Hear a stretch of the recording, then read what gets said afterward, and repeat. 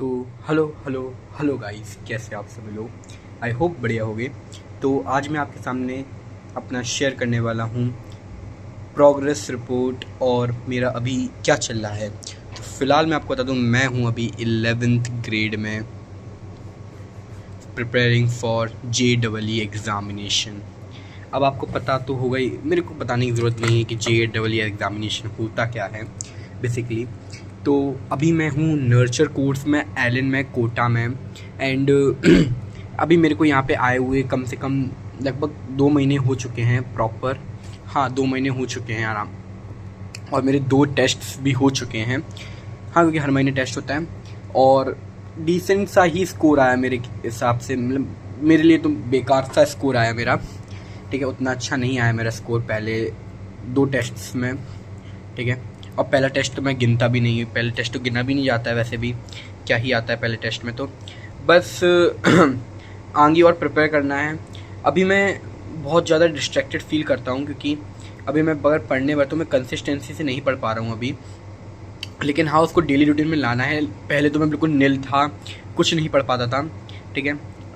बिल्कुल ही पढ़ने का मन ही नहीं करता। लेकिन अब पढ़ने का मन होता है, क्वेश्चन के लिए वर्क भी रहते हैं और मतलब कि मटेरियल रहता है पढ़ने को। लेकिन अब उस पढ़ने की एफिशिएंसी को बढ़ाना पड़ेगा क्योंकि आगे और टफ होने ही वाला है। ये इजी तो कभी होने ही नहीं वाला, ये सिर्फ और सिर्फ टफ से टफ ही होगा। और ये इजी कभी होगा जब आप इसको क्लियर कर लोगे।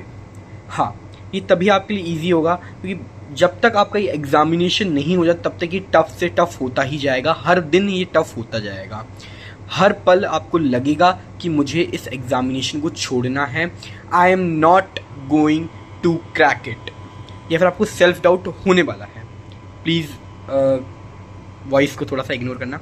हाँ, तो मेन बात तो यहाँ पे ये है, देखो JEE is not a tough examination. मेरे जो टीचर्स हैं वो कहते हैं कि JEE एक टफ एग्जामिनेशन तो है ही नहीं, बट JEE की जो प्रिपरेशन है वो एक टफ पार्ट ऑफ लाइफ है। क्योंकि JEE की प्रिपरेशन हर कोई नहीं कर पाता है। कोई ना कोई एक पॉइंट होता है जहाँ पे एक एस्पिरेंट ब्रेक डाउन होता ही होता है और उसका जो मोमेंटम है वो बिगड़ता है। लेकिन जो इस मोमेंटम को कैरी आउट करता है वो एक अच्छी रैंक, एक डिसेंट सी रैंक पाकर इस एग्जामिनेशन को क्रैक कर देता है।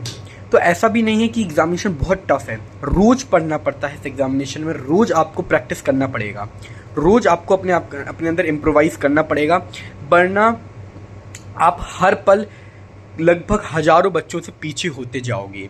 बिल्कुल सही बात कह रहा हूँ मैं। आपको पता नहीं है, या फिर मैं आपको बताऊँ कि सबसे बेस्ट कोट जो इस पोजीशन पे लगता है मेरे को वो है ये कि when you are relaxing they are grinding chasing your dream. इसका मतलब यहाँ पे यही है कि अगर आपको इस कंपटीशन को बीट करना है तो कुछ ऐसा कर जो कंपटीशन ना कर सके, या फिर कुछ ऐसा करो जो हाई लेवल ऑफ कंपटीशन को टक्कर दे सके, ठीक है। आई नो बहुत सारे लोग कहेंगे मुझसे कि भाई 6-7 से भी बच्चे पढ़ रहे हैं, क्या उनकी ही 100 AIR अंडर 100 आने लगे? तो मैं कहूँगा बिल्कुल नहीं। देखो, मैंने ऐसे कई एग्जांपल्स देखे हैं, आप लोगों ने भी देखे होंगे, जिनकी AIR अंडर 100 आती भी है, या फिर AIR अंडर 500 तो कहने कितनों की आती है, जो कि 11 से ही प्रॉपर एग्जामिनेशन की तैयारी करते। बट उनमें क्या रहता है स्पेशल कि वो कंसिस्टेंट होते हैं, वो डिस्ट्रैक्टेड नहीं होते हैं। हाँ, डिस्ट्रैक्शन ना होना ये मेजर पार्ट है इस एग्जामिनेशन का। अगर आप डिस्ट्रैक्टेड हो जाते हो तो आप इस एग्जामिनेशन को शायद ना क्रैक कर पाओ। शायद मैं कह रहा हूँ, क्योंकि एक फोकस बना रहना बहुत इंपॉर्टेंट है। अभी तो काफ़ी ईजी गोइंग चीज़ें हैं, ठीक है, लेकिन आगे जाके डिफ़िकल्ट से डिफ़िकल्ट होने वाला है। हर पल, जैसे कि मैंने बताया, डिफ़िकल्ट से डिफ़िकल्ट ही होगा, कंडीशन वर्स से वर्स ही होगी। बट आपको पेशेंस रखना है, मेंटल स्टेबिलिटी रखना है आपको, ठीक है, और एक मोटिवेशन तो आपको अपने अंदर रखना ही पड़ेगा। और बेसिकली मैं अगर आपको बताऊं कि मोटिवेशन आपको खुद ही से लेना पड़ेगा। आप किसी और से मोटिवेशन लोगे वो भी चलेगा, लेकिन आपका एट द एंड आपका मोटिवेशन आप खुद होना चाहिए कि आपको खुद के लिए ही करना है, ठीक है। बस ये आज की वीडियो में इतना ही। मेरा प्रोग्रेस रिपोर्ट कहें तो ठीक ठाक चल रहा है। हाँ, बस मेरे को इम्प्रूव करना है, इम्प्रोवाइज़ करना है और अच्छे से अच्छा अचीव करना है मेरे को। So that's for today, bye bye.